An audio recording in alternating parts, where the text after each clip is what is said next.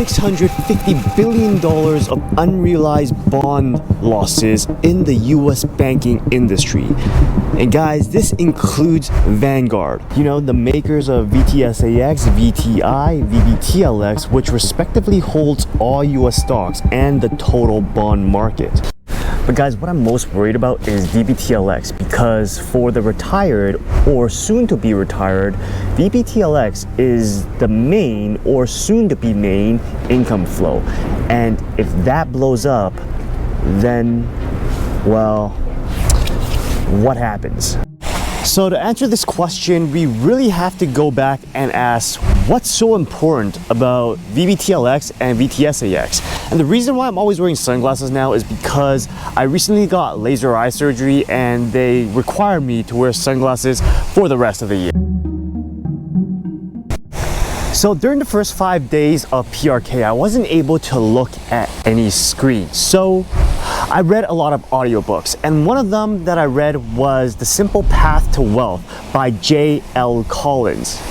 And in his book, he gives us access to his all-weather portfolio.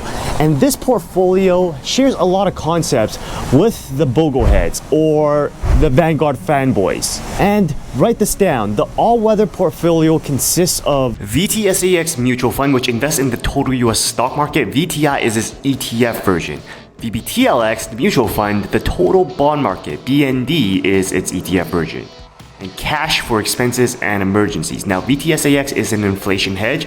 It's a core building wealth tool. And VBTLX is for income, which is a deflation hedge. But here's the problem.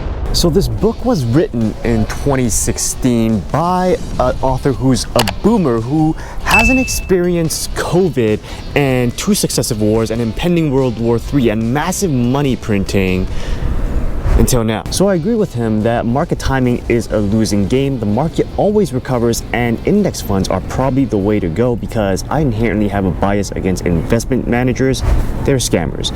But VBTLX and BND, that's a stretch, bro. Even Ray Dalio, billionaire investor, says not to buy debt and bonds. JP Morgan is sitting on $40 billion of bond loss, like $650 billion for the banking industry. That can pay off a lot of student loans. So J.L. Collins recommends putting 40% in stocks and 60% in bonds. That does not sit well with me, because I do not have full faith in the credit of the US government. I mean, every empire falls at some time. My preference right now would be to take that money that you were putting in bonds and put it in a high yield savings account. I'm currently putting and parking all my cash into Wealthfront, getting a nice 5% return versus what I would get with VBTLX at 3.47%. And if you want a video to learn how to do that, check out this video that I made right here.